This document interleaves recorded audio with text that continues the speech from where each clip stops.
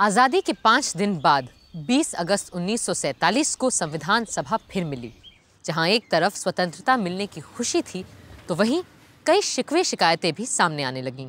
सभापति महोदय, इससे पहले कि हम आज की कार्रवाई शुरू करें, मैं आपका ध्यान एक अहम मुद्दे की ओर आकर्षित करना चाहूंगा। खबर है कि स्वाधीनता दिवस को आगरा के किले में लाखों लोग झंडारोहण के लिए इकट्ठा हुए थे। आगे खबर है कि एक अंग्रेज अफसर ने कहा कि अगर यूनियन जैक नीचे उतार के नया झंडा फहराया गया तो वो किसी भी फौजी को इस समारोह में शामिल नहीं होने देगा।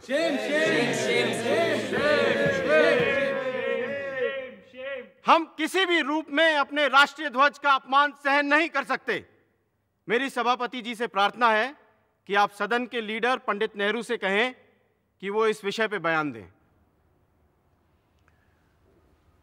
उन घटनाओं के मुतालिक जो 14-15 अगस्त को हुई, मैं सदन के नेता से गुजारिश करूंगा कि वो अपना बयान दें।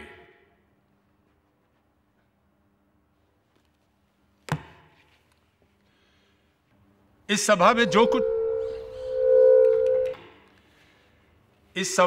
कुछ भी कहा जा रहा है उसे मैं पूरे गौर से सुनने की कोशिश कर रहा हूं,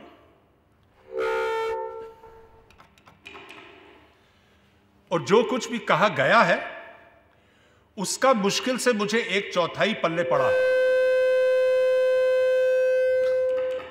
अब हो सकता है कि यहां के एकूस्टिक्स बदल गए हैं, या तो फिर पिछले दिनों के उत्साह के कारण हमारी आवाजें फट चुकी हैं। Mr. President, sir, the loudspeaker system is not behaving as well as it used to till the 15th of August. It has got infected by independence like all of us.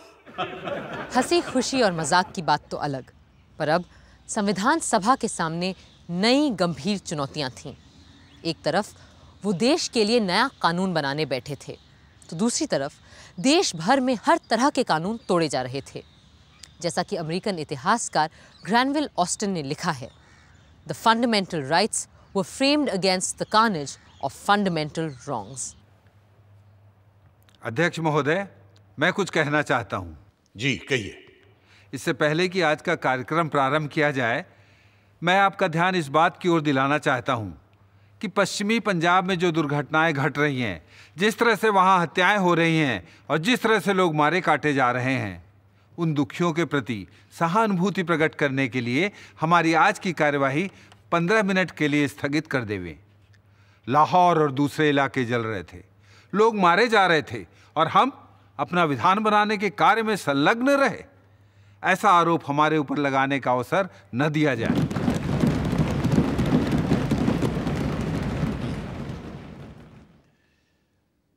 इसमें कोई शक नहीं है कि जो मुसीबत इस वक्त बहुत से लोगों पर गुजर रही है, उससे हमारी पूरी सहानुभूति है और हम जहां तक हो सकता है कुछ करेंगे और इससे बाज नहीं आएंगे।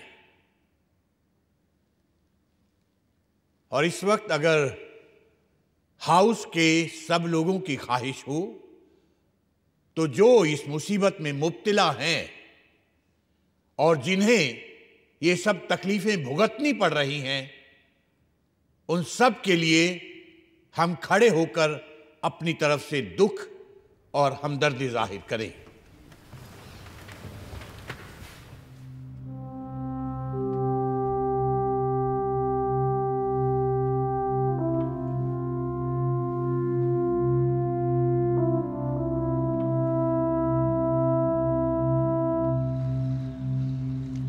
इसी सेशन में संविधान को बाकायदा लिखित रूप देने की दिशा में काम शुरू किया गया। तय पाया गया कि संविधान सभा के constitutional adviser sir Benegal Narsingh Rao, जो पूरी दुनिया में संविधान के महान विद्वान माने जाते थे, सभा में पेश प्रस्तावों और कमिटीज की रिपोर्ट्स के आधार पर संविधान का एक मसौदा तैयार करेंगे और इस ड्राफ्ट की संवीक्षा या स्क्रूटनी करने के लिए 7 सदस्यों की एक कमिटी नियुक्त की गई। This assembly resolves that the committee consisting of Honorable Alladi Krishnaswamy Iyer, Shri N. Gopal Swami Ayyangar, doctor B.R. Ambedkar, Shri K.M. Munshi, Syed Mohammad Saadulla, Shri B.N. Mitter and Mr. D.P. Khaitan be appointed to scrutinize the draft of the text of the Constitution prepared by the Constitutional Advisor, Sir Banigal Narsingh Rao, giving effect to the decisions taken already in the Assembly. Those for the motion say aye. Aye. And those opposed to it say no. Ayes have it. Ayes have it. Ayes have it. The motion is adopted. Sir Benegal Narasimha Rao के मसौदे को देख और परख के उसे सही रूप देने की जिम्मेदारी थी ड्राफ्टिंग कमेटी की, जिसके अध्यक्ष चुने गए थे डॉक्टर भीमराव अंबेडकर। अब उन्हीं को तय करना था कि भारत के बाशिंदों के बुनियादी हक क्या होंगे, कितने होंगे और कैसे होंगे। बरसों पहले सन 1931 के कराची कांग्रेस अधिवेशन में ही पंडित जवाहरलाल नेहरू ने साफ साफ हर एक हिंदुस्तानी के मौलिक अधिकार की बात सामने रखी थी और गांधी जी ने उनकी तायीद की थी। आज हम कांग्रेस की तरफ से सरकार से ये मांग करते हैं कि आपको हर हिंदुस्तानी को उसके बुनियादी हुकूक देने ही पड़ेंगे। भारत माता की जय! भारत माता की जय! भारत माता की जय! हम मांग करते हैं कि हर शहरी को अपनी बात कहने, विचार रखने की आजादी हो। हर नागरिक को मिलने जुलने, मीटिंग करने का हक हो।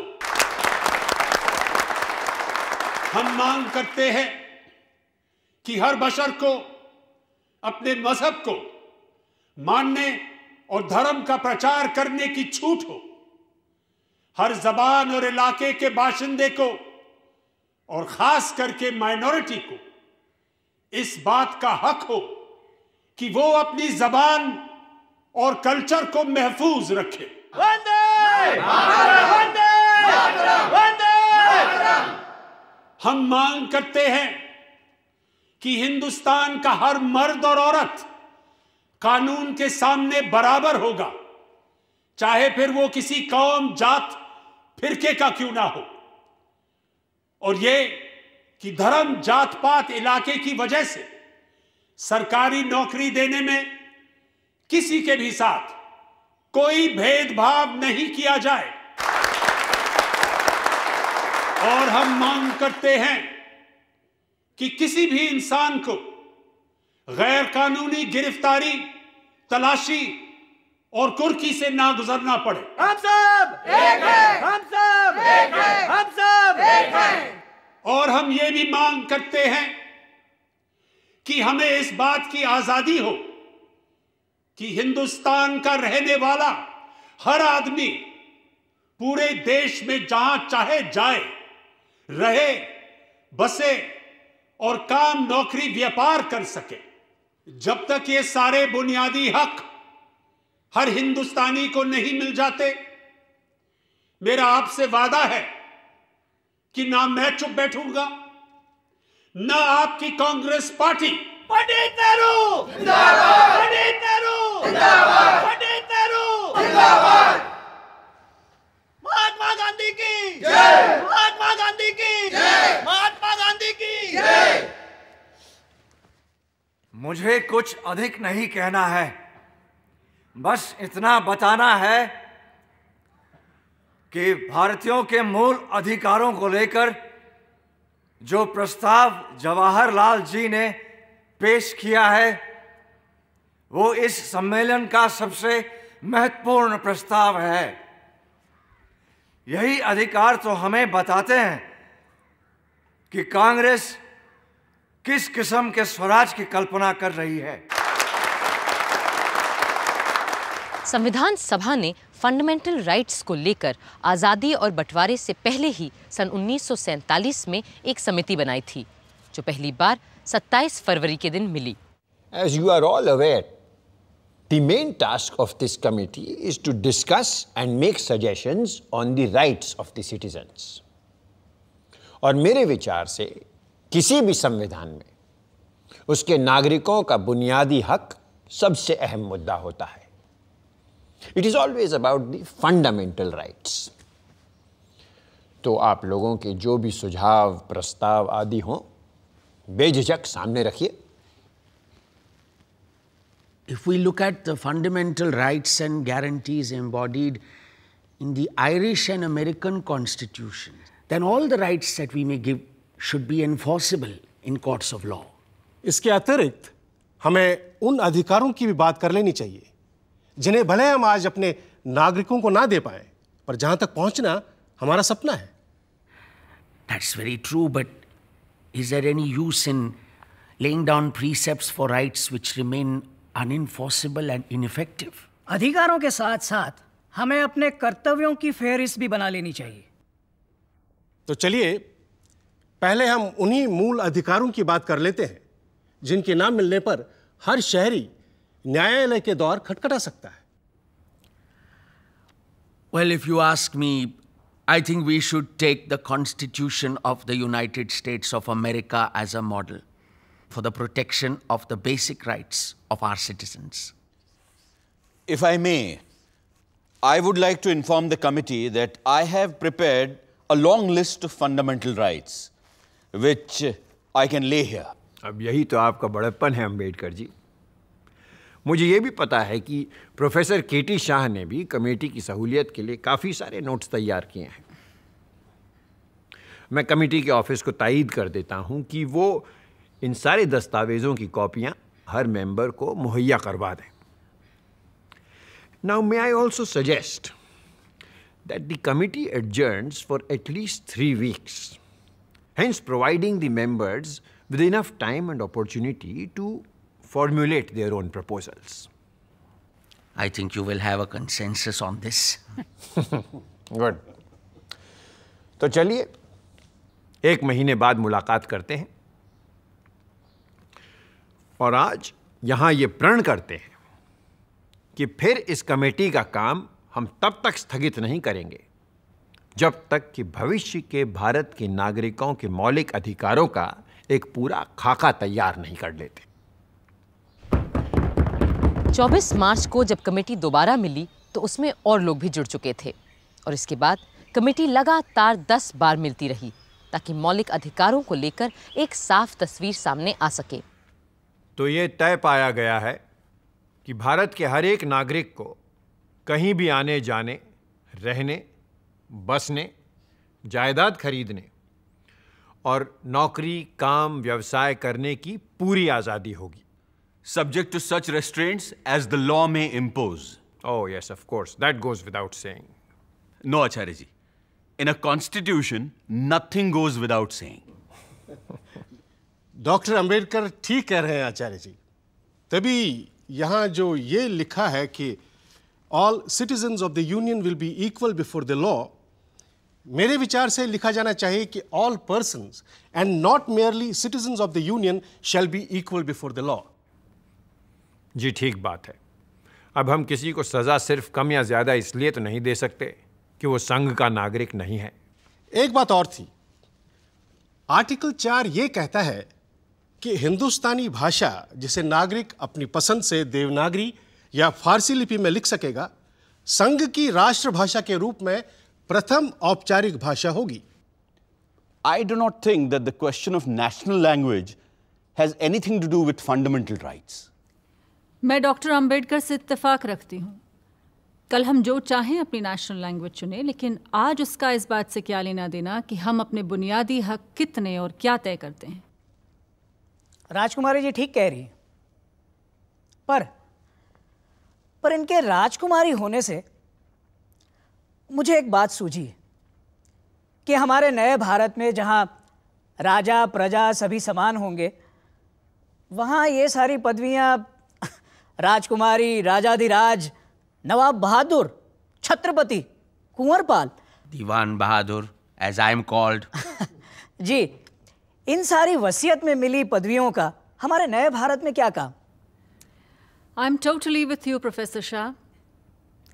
आज से आप मुझे सिर्फ अमृत कौर बुला सकते हैं। And from tomorrow, shall we stop addressing Kriplani ji as Acharya, Ambedkar ji as doctor, and you as professor? नहीं नहीं नहीं, देखिए एकेडमिक डिग्री और काम के पदनाम तो रहेंगे, पर ये खानदानी और पैदाइशी पदवियां खत्म। और मेरे जैसे लोगों का क्या होगा जिन्हें किंग ऑफ इंग्लैंड ने नाइटहुड की पदवी दी है? पहली बात तो ये कि अब किंग ऑफ इंग्लैंड का हम लोगों से क्या लेना देना, क्यों? और फिर भी अगर कोई देश या कोई सरकार हमारे किसी नागरिक को कोई पदवी देना चाहे तो मेरे विचार से पहले उसे हमारे संघ की सभा से इजाजत लेनी चाहिए। आचार्य जी, आज़ाद भारत के नागरिकों को अगर हम सबसे बड़ा अधिकार दे सकते हैं वो है आज़ादी का अधिकार। बरतानिया के राज में जब देखो तब यह अधिकार छीन लेती थी सरकार, पर अब हमें अपने नागरिकों को पूरी और मुकम्मल आज़ादी देनी ही होगी। मैं आपसे पूर्णतः से सहमत हूं। मैं भी पूरी आज़ादी के पूरे पक्ष में हूं।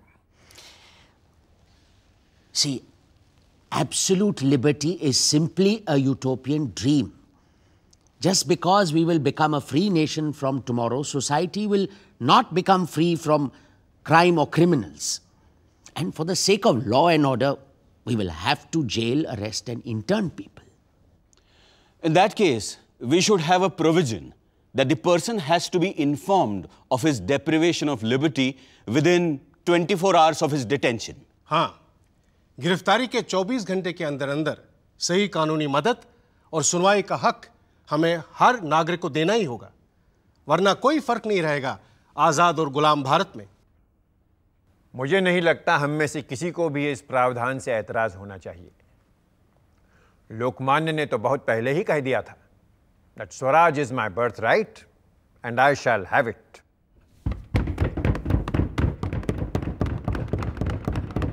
Here. यूं एक एक करके बराबरी, आज़ादी, संस्कृति और शिक्षा, शोषण के विरुद्ध और संवैधानिक सुरक्षा के अधिकार हर नागरिक के अधिकारों में जुड़ते चले गए। क्या होना चाहिए के साथ ये भी तय किया गया कि क्या क्या नहीं होना चाहिए। कई मुद्दों पर तो सब एकमत होते, तो कई विषयों पर वोट से फैसला होता और कई बार फैसला नहीं भी हो पाता। गुलामों से भी बदतर व्यवहार और अत्याचार हमारे गांव में हरिजनों और दूसरे गरीब लोगों पर होते हैं जब उनसे बेगार करवाया जाता है। बंधुआ मजदूरी के लिए कोई जगह नहीं होनी चाहिए हमारे भारत के खेत खलिहानों में। मुंशी जी, सिर्फ खेत खलिहानों में ही नहीं, न कारखानों में, न खानों खदानों में। गुलामी का नामो निशान मिटाना ही होगा हमें। और सबसे वाहियात बात है कि 14 साल से कम उम्र के बच्चों से खानों खदानों और ख़तरनाक कारखानों में काम करवाया जाता है। हम इसे कैसे बर्दाश्त कर सकते हैं? इसकी बिल्कुल इजाज़त नहीं होनी चाहिए हमारे संविधान में। I couldn't agree with Amrit Kaur ji more. Let me go further while on the topic of children. I propose that there should be no difference between legitimate and illegitimate children as far as laws of inheritance are concerned. पर इस तरह क्या हम शादी जैसी संस्था पर ही प्रश्न चिन्ह नहीं लगा देंगे? हमें याद रखना चाहिए कि हम तय कर चुके हैं कि शादी ब्याह जैसी चीजों पर हम अभी इस वक्त यहाँ बात नहीं करेंगे। For that matter, all the personal laws are not in our purview here. Here, we are not interfering with anyone's personal law. This is about children and their rights. And you, Diwan Sahab, are a learned man. And you know what Shakespeare says about this question of legitimate and illegitimate. Bastard? Why bastard? Wherefore base?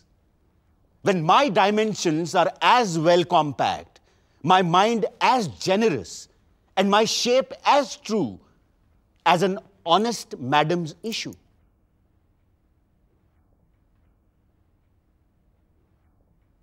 अब Shakespeare का जवाब देना थोड़ा मुश्किल हो जाता है, तो एक काम करते हैं, इस विषय पे वोट कर लेते हैं।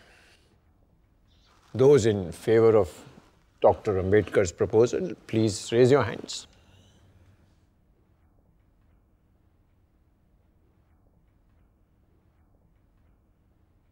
छह विपक्ष में, केवल 3 पक्ष में। क्या कर सकते हैं अंबेडकर जी? कभी जीत, कभी हार। And we must practice what we preach. ये एक जनतंत्र है आखिरकार। आचार्य जी, मैं यहां ये बात फिर से उठाना चाहूंगा कि अमेरिका की तरह हर भारतीय को कुछ साल सेना में बिताने ही चाहिए। Compulsory military training and conscription. But doesn't this also amount to slavery and involuntary servitude?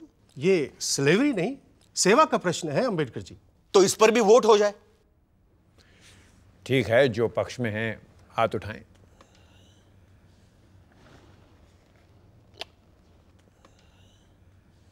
केवल 3 है पक्ष में।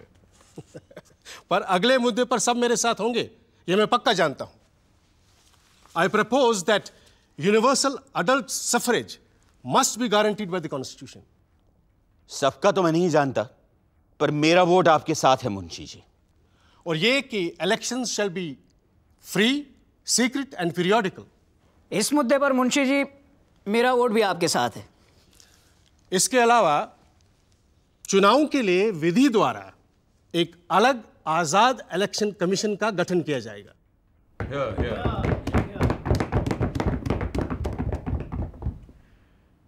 So we are all unanimous on this? Because today we are creating history.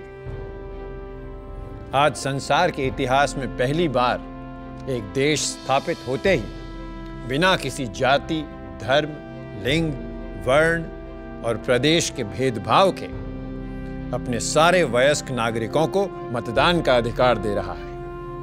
And believe me, this voting right is the greatest fundamental right that we will be giving to the citizens of our country. उस समय तक दुनिया के कई अग्रणी राष्ट्रों में भी कहीं कालों को वोट देने का अधिकार नहीं था, तो कहीं औरतों को, तो कहीं और दूसरे धर्म के मानने वालों को। लेकिन हमारा संविधान बनाने वाले एक नया इतिहास रच रहे थे।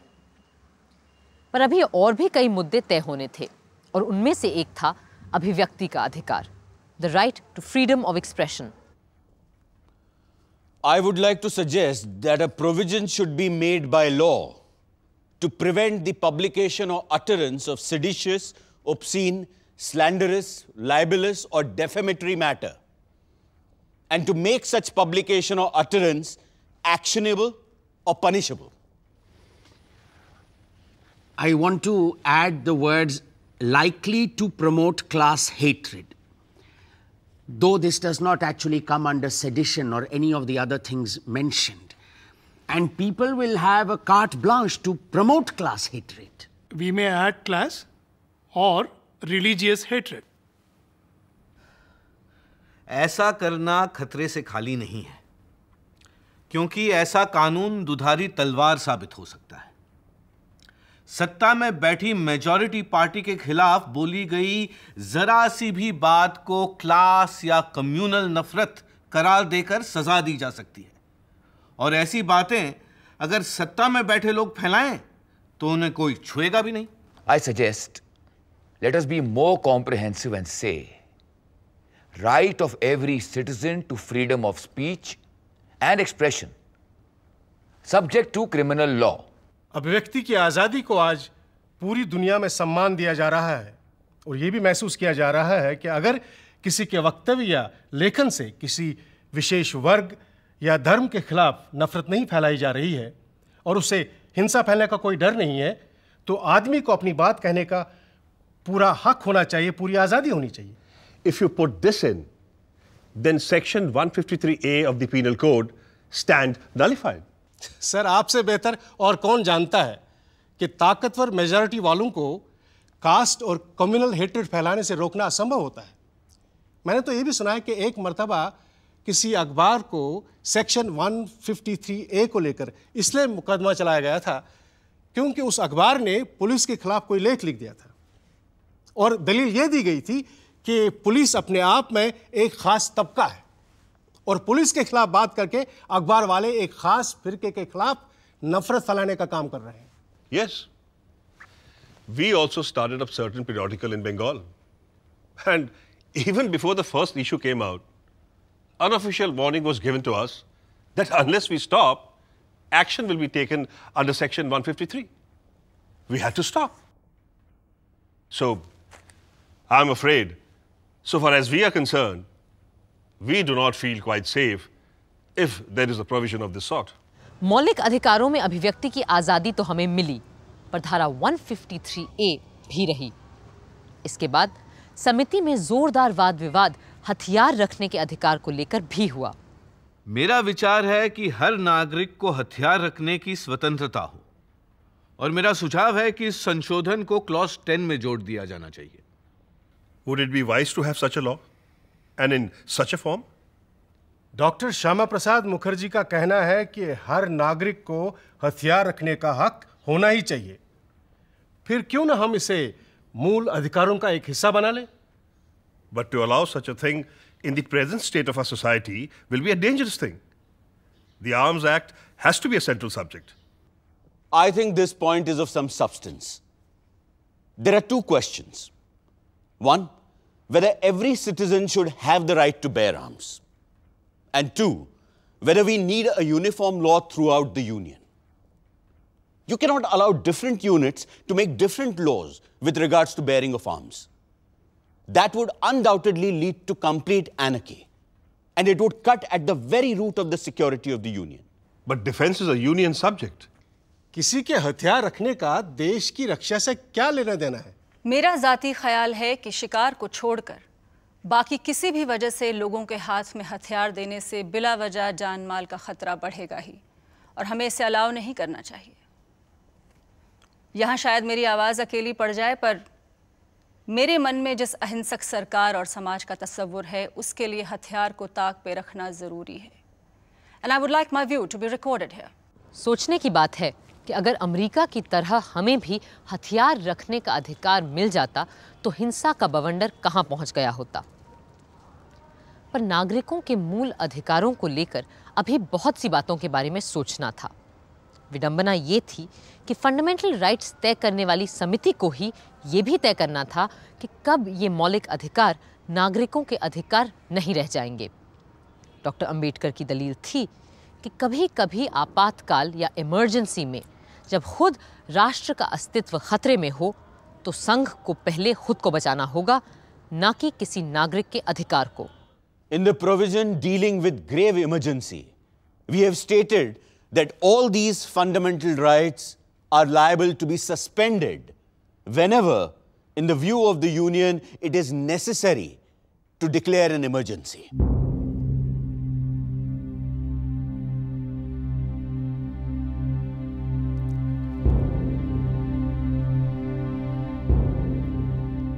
दुनिया के कई संविधानों में मौलिक अधिकारों के चलते आप नागरिक को गिरफ्तार कर ही नहीं सकते, पर हमने इसे अपने संविधान से हटा दिया है ताकि आने वाली सरकारों को हम ऐसी किसी भी बेड़ी में ना जकड़ें। हाँ, पर सही कानूनी कार्रवाई का प्रावधान हमने हर हाल में रखा है। जरूरी सवाल यह है कि क्या लेजिस्लेचर के पास ये विशेषाधिकार होगा कि अगर वो चाहे किसी भी व्यक्ति को बिना मुकदमा चलाए ही कैद में रख सकते हैं? ऐसा कोई अधिकार हम नहीं देने जा रहे हैं जिसके चलते सरकार बिना कानून और अदालत के सामने जाने का हक दिए किसी को भी गिरफ्तार कर ले। छोटी बड़ी कोई बात संविधान बनाने वालों की नजरों से छूटी नहीं थी। जैसे शादी ब्याह को लेकर उस समय चले आ रहे कानून को चुनौती दे डाली श्रीमती हंसा मेहता और राजकुमारी अमृत कौर ने। शादी औरत और मर्द दोनों की हामी से हो और वैवाहिक जीवन में दोनों का समान हक और बराबर की मर्जी हो। ये नुक्ता फंडामेंटल राइट्स में आना चाहिए। आना तो चाहिए, पर मर्द मानेंगे कहाँ? गांधी जी ने तो अपनी प्रार्थना सभा में ये तक कहा था कि मुख्तलिफ मज़हबों और फ़िरक़ों के लोगों के बीच शादियां होना अच्छा ही नहीं, ज़रूरी भी है। और मैं कहता हूं कि पति और पत्नी अपने अपने धर्म को ना छोड़ें। पर 1872 के स्पेशल मैरिज एक्ट के तहत ऐसी शादियों की मनाही है। अगर दो अलग धर्म के लोग आपस में शादी करें तो दोनों में से कोई एक अपना धर्म बदले, या फिर दोनों ये हलफ उठाएं कि दोनों नास्तिक हैं। मेरी एक सहेली को तो अपना धर्म बचाने के लिए स्विट्जरलैंड जाकर के शादी करनी पड़ी। अब ये बताइए कितने लोग इस बात को अफोर्ड कर सकते हैं? मेरे ख्याल से स्विट्जरलैंड की तरह हमें भी अपने आइन में ये बात कह देनी चाहिए कि धर्म दो लोगों की शादी के बीच किसी तरह का अड़ंगा नहीं डाल सकता। बिल्कुल। और अगर ये बात संविधान में शामिल हो गई तो अब तक चला आ रहा ये पुराना कानून असंवैधानिक अल्ट्रावायरस करार दे दिया जाएगा। मैं कमेटी को फौरन एक चिट्ठी लिख देती हूँ, फिर देखते हैं तुम्हारे और मेरे अलावा कौन इस मामले में हमारा साथ देता है। मर्द तो शायद ही कोई साथ दे हमारा। कम से कम एक मर्द ने तो साथ दिया इन दो औरतों का, श्री M.R. मसानी ने। फिर भी शादी का मसला बुनियादी हक में शामिल नहीं किया जा सका। यूं मूल अधिकारों पर समिति की कई बैठकों के बाद सरदार वल्लभ भाई पटेल ने सदन को एक पत्र लिखा और बताया कि कैसे समिति ने बुनियादी हकों को दो हिस्सों में बांटा है। The committee has recommended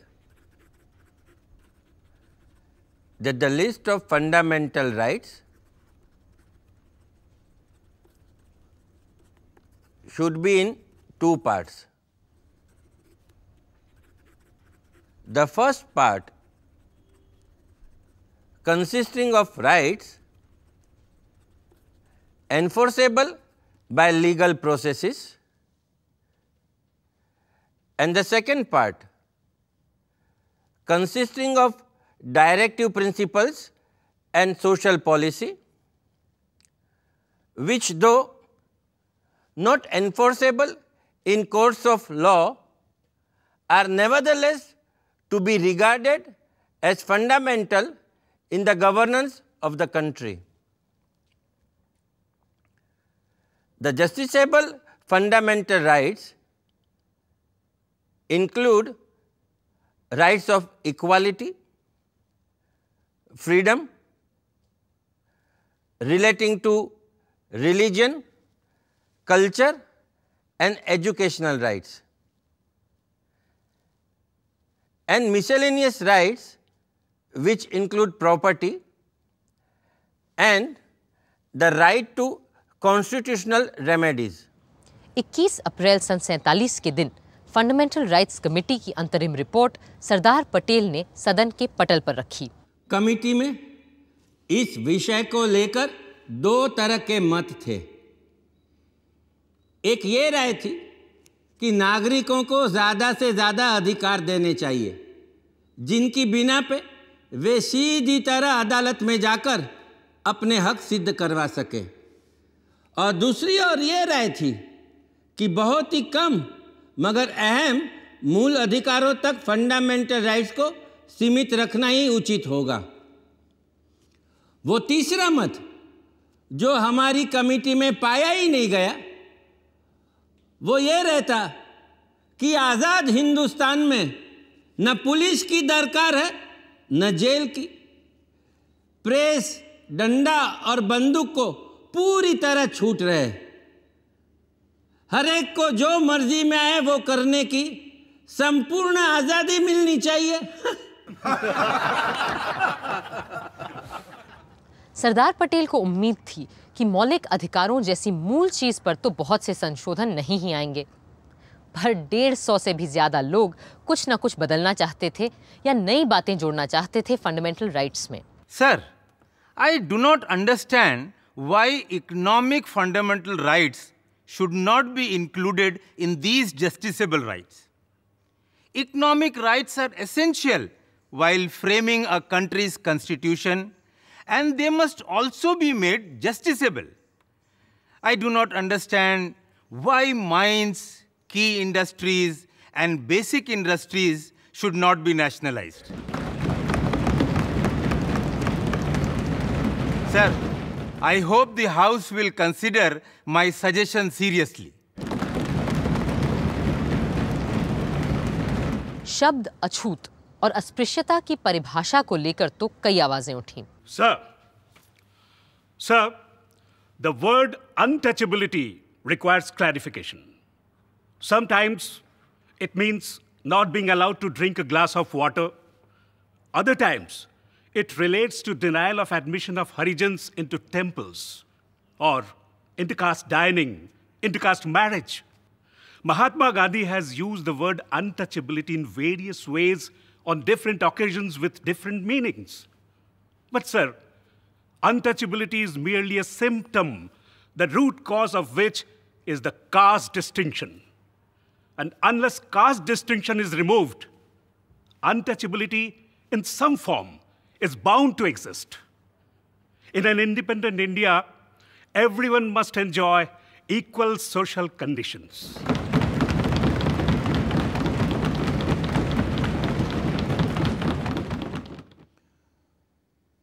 I take it that the legislators will define the word untouchability so that the courts might prescribe proper punishment. Sardar Vallabh भाई पटेल कुछ और अनुच्छेदों को स्पष्ट करने फिर खड़े हुए। Sir, I beg to move that 1.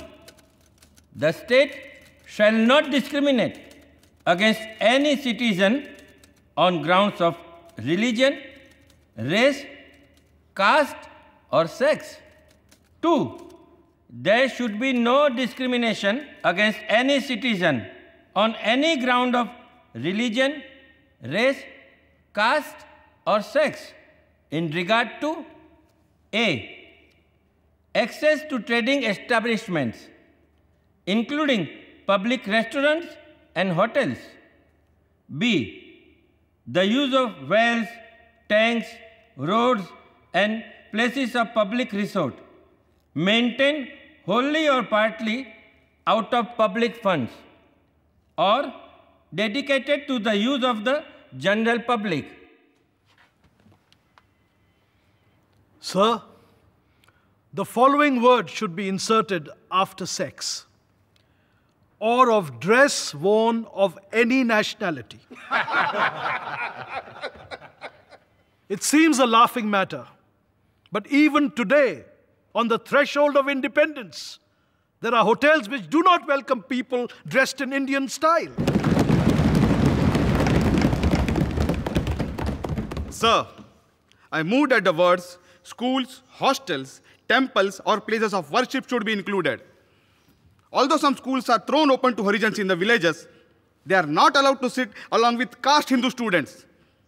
They are asked to sit on the floor or at some distance. As regards temples, untouchables are made to worship God only from a distance and not from within the temple itself. I think untouchability is the sole cause of this.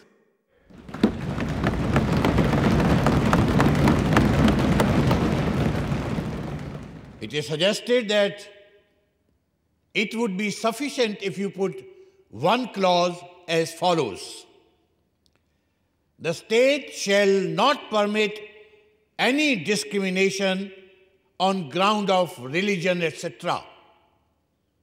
Put like that, it will cover all cases of private institutions as well as state institutions. 150 में से कई लोगों ने अपने amendments वापस भी ले लिए, लेकिन कुछ लोग ऐसे भी थे जो मूल अधिकारों के इस प्रस्ताव से बिल्कुल सहमत नहीं थे। सोशलिस्ट नेता सोमनाथ लाहिरी भी उन्हीं में से एक थे। I am constrained to say that these are fundamental rights from a police constable's point of view and not from the point of view of a free and fighting nation. Does Sardar Patel want even more power than the British government? An alien government, an autocratic government which is against the people and needs to protect itself? Certainly not. Here, according to Sardar Patel, a seditious speech is a punishable crime. If I say at any time in the future, or the Socialist Party says that the government in power is despicable, Sardar Patel, if he is in power at that time, will be able to put Socialist Party people and myself in jail. Shri Rajgopalachari wants to go even further. Sardar Patel would punish us if we make a speech, but Rajaji would punish us even before we have made a speech. He wants to prevent the making of speech itself if, in his wisdom, he thinks that the fellow is going to make a seditious speech. That is not the basis of democracy. Sir, I want to ask, where does the policeman come in? We have had such a bitter experience of policemen in our country that the authors of this document have had to formulate these clauses in such a way so as to have the least possible interference of policemen.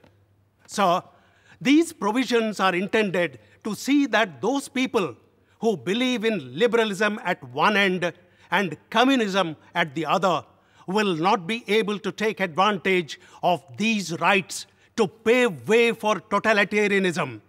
Several states of Europe between the two wars took advantage of fundamental rights to the extent that they came to power and paved way for Nazism on one hand and communism on the other. We have to safeguard ourselves against such a menace. Congress की बहुमत के बावजूद सरदार पटेल ने अपने मुखालिफ सोमनाथ लाहिरी के संशोधन को माना और राजद्रोह यानी सेडिशियस शब्द को प्रस्ताव से हटा दिया. My amendment that the word seditious be deleted has been agreed to by the mover of the resolution. I am especially glad that the Congress party members did not take the advice of Professor Ranga, who thought that democracy and liberty are harmful to India because democracy and liberty are supposed by him to have helped the Nazis to come to power in Germany. Anybody who knows a little history knows that Nazism is not the result of having too much democracy.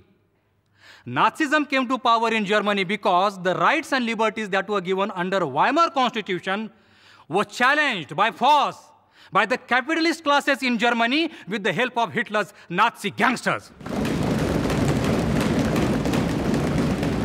ऐसे भी लोग थे जो चाहते थे कि हम अपने संविधान और मूल अधिकारों को तब तक तय न करें जब तक वजूद में आने वाले मुल्क पाकिस्तान का संविधान नहीं बन जाता. सर, जहां तक माइनॉरिटीज के अधिकार की गारंटी का सवाल है, इस मुद्दे को आने वाली सरकारों पे छोड़ देना चाहिए. यहां के लोग शायद ये देखना चाहेंगे कि पाकिस्तान में बसने वाली माइनॉरिटीज के साथ क्या होने वाला है. इसलिए यह मसला फिलहाल इतनी आसानी से सुलझने वाला नहीं है. मैं कहता हूं कि इस समस्या को ऐसे ही हवा में लटके रहने दें तो बेहतर होगा, जब तक कि हमें पता ना चले कि आइंदा के विभाजित हिंदुस्तान की शक्ल क्या होगी और उन इकाइयों में माइनॉरिटीज को लेकर क्या बर्ताव होने वाला है. Mr. President, sir, I am surprised at this statement of Mr. Tyagi. Rights of minorities should be absolute rights. They should not be subject to any consideration as to what another party may like to do to minorities within its jurisdiction. No matter what others do, I think we ought to do what is right in our own judgment. And personally, I think that the rights which are indicated are rights which every minority, irrespective of any other consideration, is entitled to claim. The first right that we have given is the right to use their language, their script, and their culture. We have stated that there shall be no discrimination in the matter of admission into state educational institutions. And no minority shall be precluded from establishing any educational institution. And the state shall not discriminate in giving grants. I cannot understand how there can be any objection to these rights. लोग कहते हैं कि महावीर त्यागी doctor Ambedkar को एक गैर राजनीतिक वकील भर मानते थे, जो स्वतंत्रता आंदोलन से बहुत दूर था और कभी जेल तक नहीं गया था. मगर डॉक्टर अंबेडकर की राजनीतिक सूझ और संवैधानिक सोच कितनी दूरदर्शी थी, ये समझने के लिए फंडामेंटल राइट्स के बारे में मुंबई के सिद्धार्थ कॉलेज के छात्रों को दिया उनका एक संबोधन ही काफी है। The idea of making a gift of fundamental rights to every individual is no doubt very laudable. The question is how to make them effective. The prevalent view is that once the rights are enacted in law, then they are safeguarded. As experience proves, rights are protected not by law, but by the social and moral conscience of the society. If the fundamental rights are opposed by the community, no law, no parliament, no judiciary can guarantee them in the real sense of the word. What is the use of fundamental rights to the untouchables in India? As the British political thinker Edmund Burke said, there is no method found for punishing the multitude. Law can punish a single solitary recalcitrant criminal. It can never operate against the whole body of people who choose to defy it. Social conscience is the only safeguard of all rights, fundamental or non-fundamental.